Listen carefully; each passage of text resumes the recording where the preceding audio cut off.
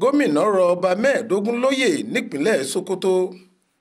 Àwọn ọba aláyé àti olórí ìlú bíi mẹ́ẹ̀ẹ́dógún ni wọ́n ti pàdánù ipò àṣẹ wọn nípínlẹ̀ sokoto báyìí gẹ́gẹ́ bí ìjọba ìpínlẹ̀ náà ṣe júwe ilé fún wọn nítorí bí wọ́n ṣe ní wọ́n ń kún àwọn agbésùmọ̀mí lọ́wọ́ nínú iṣẹ́ ibi títí kan àwọn ìwà ọ̀daràn míì.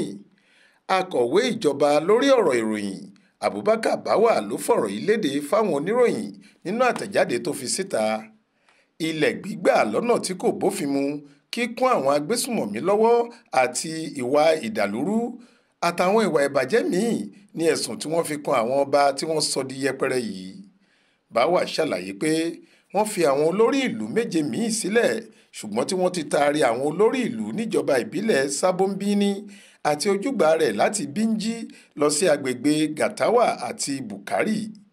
Bó tilẹ̀ jẹ́ pé àwọn olórí ìlú kan gba ìdáláre tí wọ́n sì ń jẹ́ olórí fún àwọn agbègbè kó wá wọn, lára àwọn tí wọ́n ní ipò ìṣàkóso agbègbè wọn ti bọ́ lọ́wọ́ wọn rèé gẹ́gẹ́ bó ṣe wà nínú àtẹ̀jáde náà. Ìjọba ti pàṣẹ pé kí àwọn olórí agbègbè Ṣakí àti Àsárà ṣì dípò wọn mú, àmọ́ tí wọ́n pè fún ìwádìí tó jinlẹ̀ sí i lórí ọ̀rọ̀ àwọn ọba ìlú Isa, Kùchí, Kìgórì àti Gàgí. Wọ́n ti gbé ọba Sábónbíní lọ sí Gàtáwà nígbà tí Bínjí ti dèrò Bùkárì ní tiẹ̀.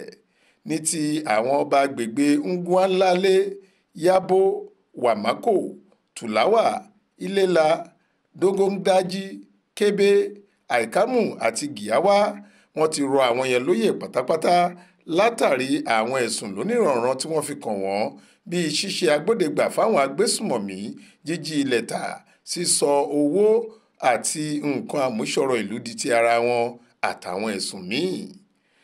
Àwọn olórí ìlú agbègbè míì tí wọ́n tún pàdánù ipò wọn ni Marafan Tangaza, Sarkin Gabas Kalambaina, Bunu Gogono, Sarkin Kundunya Sakuwa, Sarkin Tambuwal àti Sarkin Yaman Toronkawa.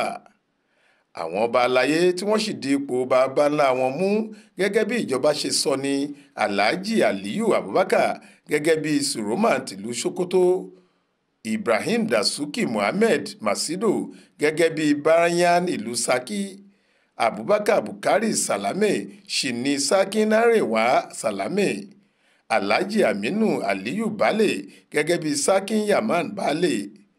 Àwọn yòókù tí wọ́n sì wà nípò wọn tí ọ̀rọ̀ ìyọlóyè kò tún bà ní Alhaji Mahmood Shahu Yabo gẹ́gẹ́ bí Sarkin Gabas Dandimaye, Alhaji Mutari Muhammad Tuko Ambarura tó jẹ́ Sarkin Gabas Ambarura, tí Malam Isa Aliyu Rara yóò sì wà gẹ́gẹ́ bí Sarkin Gabas Rara síbẹ̀.